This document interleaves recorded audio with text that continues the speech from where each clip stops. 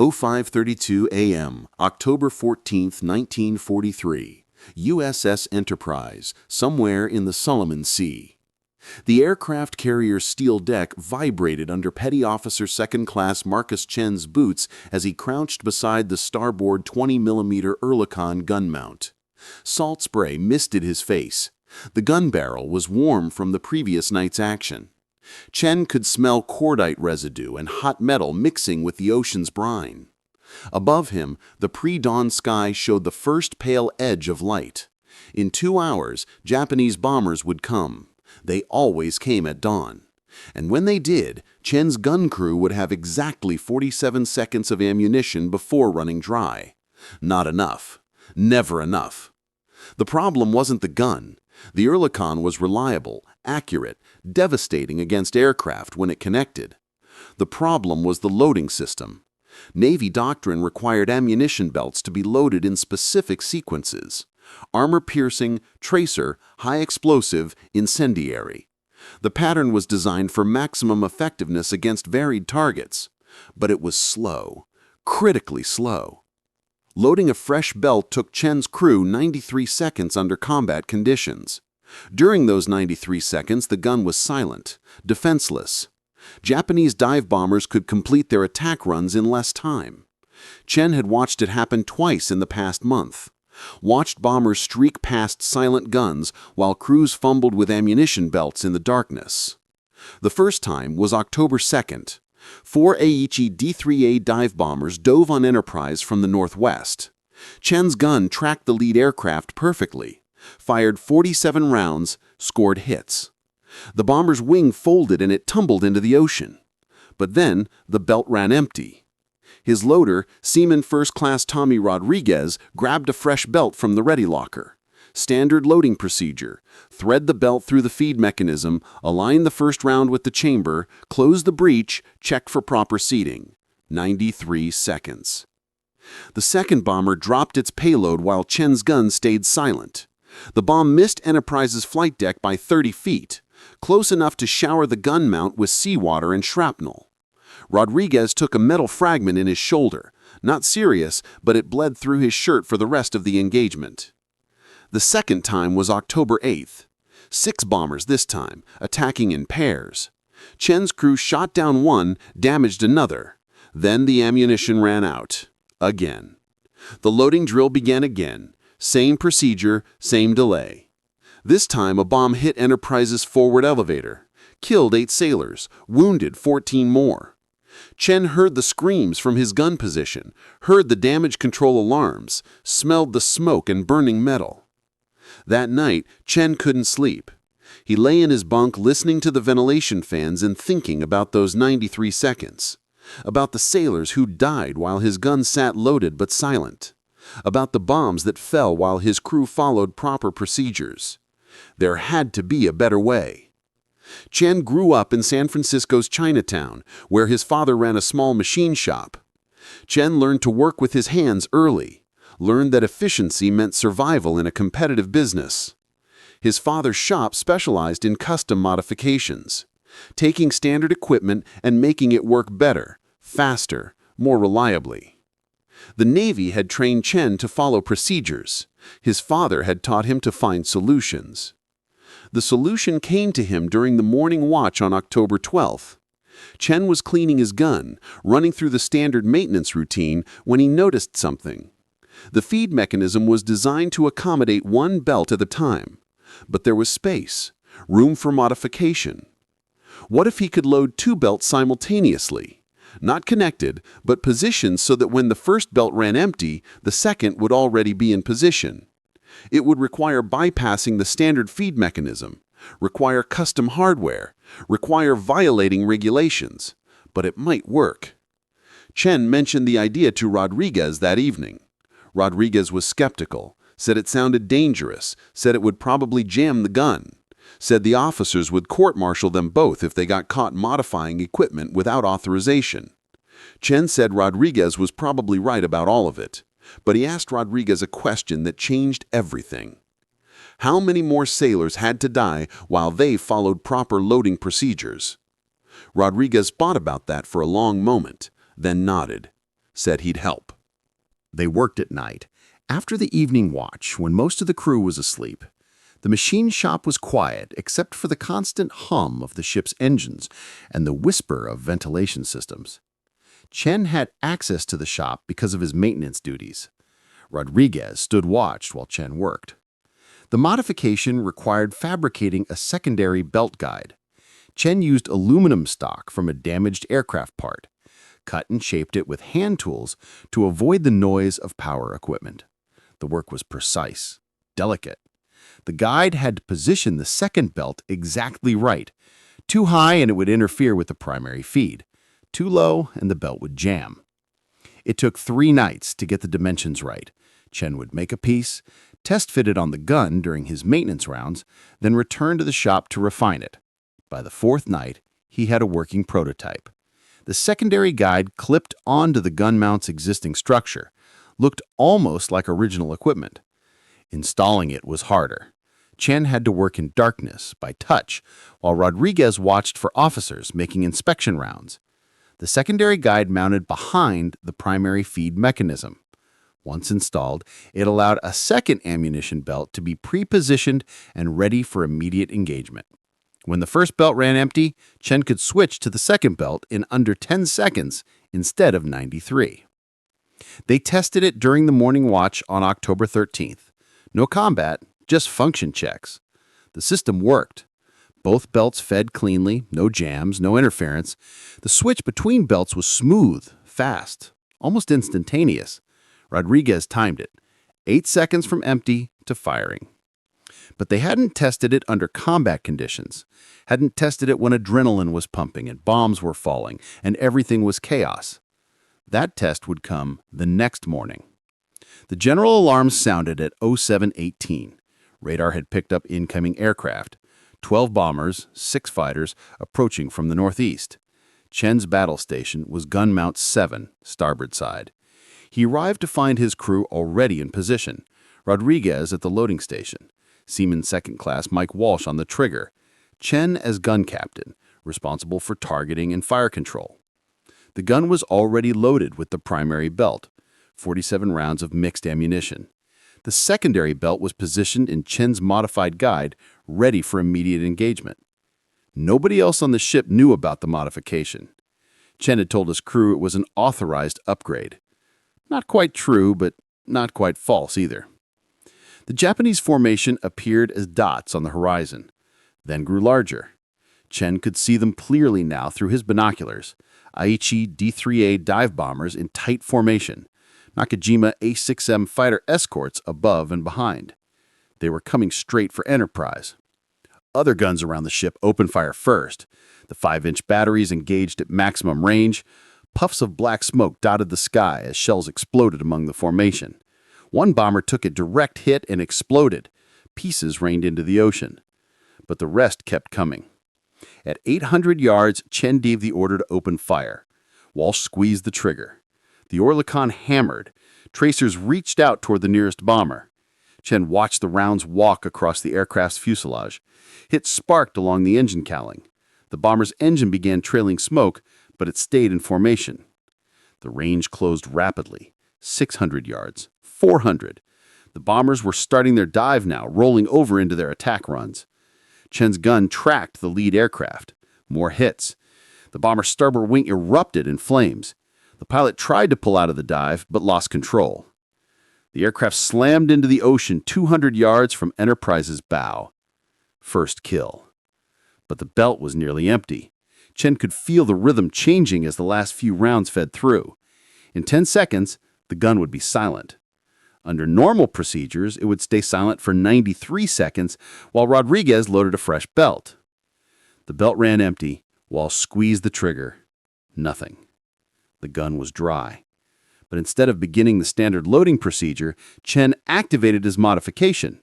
He grabbed the pre-positioned secondary belt, aligned it with the feed mechanism, and slammed the operating handle forward. The first round chambered. The gun was live again. 8 seconds, just like in the test. Walsh opened fire immediately. The second bomber was diving on Enterprise's flight deck now, less than 300 yards out. Chen could see the bomb hanging beneath the aircraft's fuselage, could see the pilot's face behind the canopy glass. The range was close enough to see individual details, close enough to matter.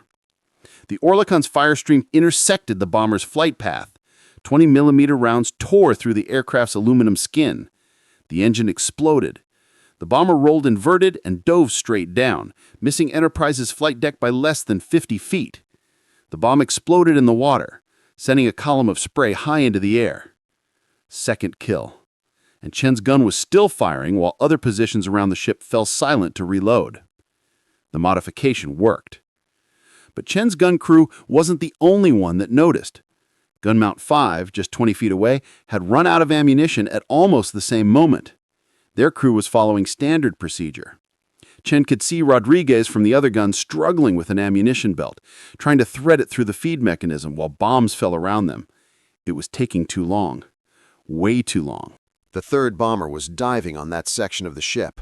Chen traversed his gun, brought it to bear on the new target. This wasn't his assigned sector, but the other gun was silent. Someone had to engage. Walsh fired, hit the bomber's port wing. The aircraft shuddered but held its dive. More hits. The bomber's canopy shattered. The pilot slumped forward, but the aircraft kept diving. Dead man's dive. Chen kept firing until the belt ran empty again. The bomber crashed into the ocean, 50 yards from Enterprise's stern. Close enough to rock the ship with the explosion, close enough to remind everyone how thin the margin of survival really was. 3 kills. 2 ammunition belts expended in under 4 minutes. Under the old system, Chen's gun would have been silent for over 3 minutes during the same engagement. Silent while bombers attacked, and bombs fell, and sailors died. The engagement lasted 11 minutes total. When it ended, Enterprise was still afloat, still fighting. Chen's gun had claimed 3 confirmed kills and 1 probable. Other gun positions around the ship had performed well, but none had maintained the sustained rate of fire the Chen's crew achieved. None had the ability to switch ammunition belts in under 10 seconds. After the all-clear sounded, Chen removed the secondary belt guide, hid it in his tool bag. When the damage assessment team inspected the gun mount, they found nothing unusual. Everything appeared standard, regulation, by the book. The modification was invisible unless you knew what to look for. But word of the gun crew's performance spread. Other gun captains heard about the sustained fire rate, heard about the rapid belt changes, heard about 3 kills in 4 minutes while other guns fell silent to reload. They wanted to know how Chen's crew did it. Chen was careful about who he told. Started with gun captains he trusted, showed them the modification during off-duty hours, explained the theory, demonstrated the installation, let them see the results for themselves. Some were skeptical, said it looked dangerous, said it would probably jam under combat conditions, said they weren't willing to risk court-martial for an unauthorized modification. Others were interested, very interested. Gun Mount 3 was the first to adopt the modification. Their gun captain, Petty Officer First Class James Murphy, had watched Chen's engagement from 50 yards away, had seen the sustained fire rate, had counted the kills. Murphy asked Chen to show him exactly how the system worked. Chen demonstrated during the evening watch, showed Murphy the secondary belt guide, explained the installation procedure, walked him through the switching drill. Murphy asked how long it took to fabricate the parts. Chen said it would take 3 nights in the machine shop. Murphy said he'd start that evening. Within a week, 4 gun mounts on Enterprise had the modification, all installed quietly during off-duty hours by gun crews who'd seen what sustained fire could accomplish. None reported through official channels, none requested authorization. They just saw a problem, saw a solution, and implemented it. The next major engagement came October 21st. 14 Japanese bombers, 8 fighters, attacking in 3 waves. The modified gun mounts performed exactly as expected. Sustained fire rates, rapid ammunition changes, higher kill ratios. But now the difference was obvious to everyone watching. Some guns maintained continuous fire throughout the engagement. Others fell silent for extended periods while crews reloaded. The ammunition officer noticed first. Lieutenant Commander William Foster was responsible for tracking ammunition expenditure across all gun positions. After the October 21st engagement, he noticed anomalies in the consumption reports. 4 gun mounts had expended twice as much ammunition as the others. Either they were firing unnecessarily or they were firing more efficiently. Foster investigated personally, visited each gun position during the next maintenance cycle. Found nothing unusual at first. All equipment appeared standard. All procedures seemed regulation. But Foster was thorough. He'd been an ammunition officer for 3 years. He knew what normal looked like. At gun mount 7, Foster noticed something. The ammunition ready locker was positioned differently than at other mounts, slightly closer to the gun, more accessible for rapid loading. He asked Chen about it. Chen said the crew had repositioned it for efficiency. Foster asked if the change had been authorized. Chen said he'd followed standard maintenance procedures. Not exactly a lie, not exactly the truth either. Foster kept investigating, talked to other gun captains, asked about ammunition consumption rates, asked about loading procedures, asked about modifications. Most gun captains answered honestly, said they followed standard procedures, used regulation equipment, made no unauthorized changes. But a few were evasive, gave answers that were technically correct but incomplete. Foster recognized the pattern. He'd been in the Navy long enough to know when enlisted men were bending regulations. The question was whether they were bending them successfully. On October 23rd, Foster submitted a formal request for a gunnery efficiency study. He wanted to measure actual fire rates during combat conditions, wanted to identify which crews were performing above average and why, wanted to determine if current procedures were optimal or if improvements were possible. The study would take weeks to complete, but Foster's request triggered attention from higher levels. Enterprise's executive officer, Commander Harold Morrison, was interested in anything that might improve defensive capabilities. Morrison had lost 2 ships to enemy air attack in the previous year. He understood the value of sustained anti-aircraft fire. Morrison authorized a comprehensive evaluation of all gun positions, technical inspection, crew interviews, performance analysis. The evaluation would be conducted by Enterprise's gunnery officer, Lieutenant Commander Robert Hayes, working with representatives from Naval Ordnance. If modifications existed, they would be discovered. If improvements were possible, they would be documented. Chen learned about the evaluation from Murphy. Murphy had heard it from a friend in the communications division who'd processed the authorization message. The investigation would begin November 1st. All gun positions would be inspected. All equipment would be examined.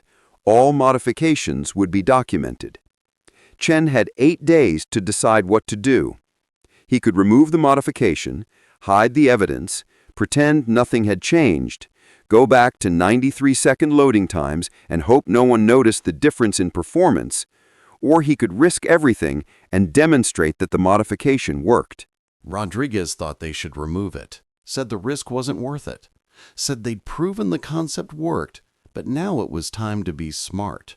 Take it out, destroy the evidence, go back to regulation procedures.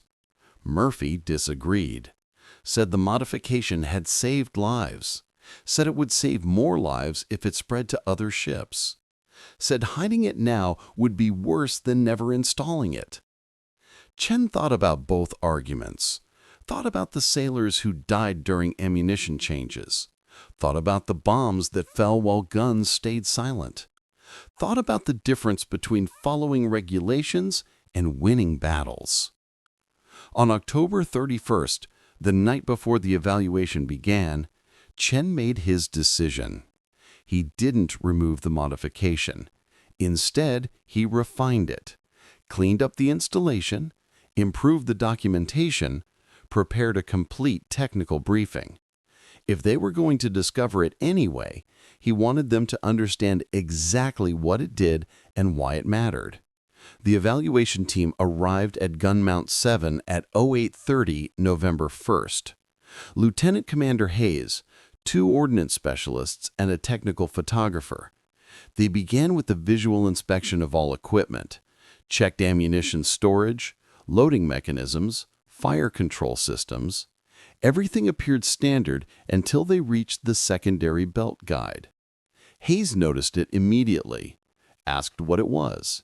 Chen explained honestly, described the loading problem, outlined the solution, demonstrated the installation. Hayes listened without interruption. When Chen finished, Hayes asked him to demonstrate the system. Chen walked through the entire sequence, loaded the primary belt, positioned the secondary belt, simulated the switch between belts. The ordnance specialists timed it, 8 seconds. Hayes asked Chen to repeat the demonstration. Same result, 8 seconds versus 93 seconds under standard procedures. Hayes asked if other gun positions had the modification. Chen answered truthfully, said 4 mounts were modified, said all had been tested under combat conditions, said all had performed successfully. Hayes asked why the modifications hadn't been reported through official channels. Chen said he'd been focused on solving the tactical problem, not the administrative requirements. The evaluation team spent the rest of the day examining all 4 modified gun positions, interviewed the gun crews, reviewed the ammunition consumption data, calculated the fire rate improvements, measured the installation quality. By evening, they had a complete picture of what Chen had created. Hayes submitted his preliminary report that night. The modification was technically sound, tactically effective, and safely implemented. It increased sustained fire rates by 300%. It reduced ammunition change time by 90%. It had been combat tested successfully over 6 engagements without malfunction or safety incident. Hayes recommended immediate evaluation by Naval Ordnance for fleet-wide implementation.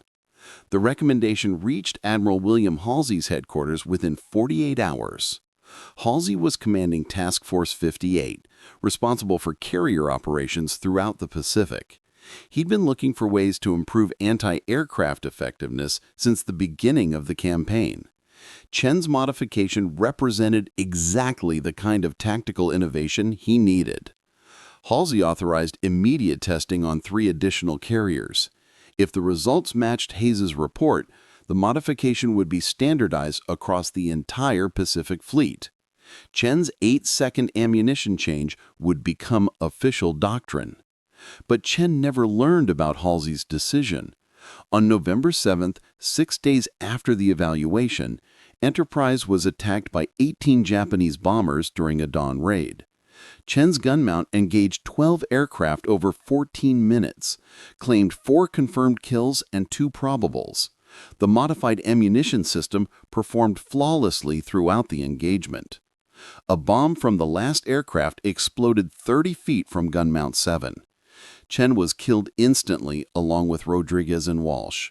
The secondary belt guide was destroyed in the explosion. No trace remained of the modification that had saved dozens of lives over the previous month. But the technical documentation survived. Hayes had photographed the installation, measured the components, recorded the procedures. Naval Ordnance used that documentation to develop an official version of Chen's modification. They called it the Rapid Belt Exchange System, added it to technical manuals, installed it on every anti-aircraft gun in the Pacific Fleet. By war's end, Chen's 8-second ammunition change had been adopted by every major navy in the Pacific. American, British, Australian warships all used variants of the system. It reduced aircraft losses to enemy bombing by an estimated 23%, saved hundreds of ships and thousands of lives. Chen was posthumously awarded the Navy Cross for his technical innovation and combat performance. The citation mentioned his extraordinary initiative in developing tactical improvements that significantly enhanced defensive capabilities. It didn't mention that he'd violated regulations to save lives. Didn't mention that he'd chosen effectiveness over procedure. His father received the medal at a ceremony in San Francisco. asked the presenting officer what Marcus had actually done to earn it. The officer explained about the ammunition loading system, about the technical innovation, about the lives saved. Chen's father listened quietly, then nodded, said it sounded exactly like something his son would do. Find a problem, build a solution, make it work. The machine shop in Chinatown where Chen learned to work with his hands still operates today. Different owners now, different customers, but the same philosophy. Take standard equipment and make it work better. Find solutions that matter. Build things that save lives. Chen's story proves that innovation doesn't come from engineering departments or research laboratories. It comes from people who see problems clearly and refuse to accept that regulations matter more than results. Sometimes the most important modifications happen at night in machine shops by sailors who care more about survival than procedure.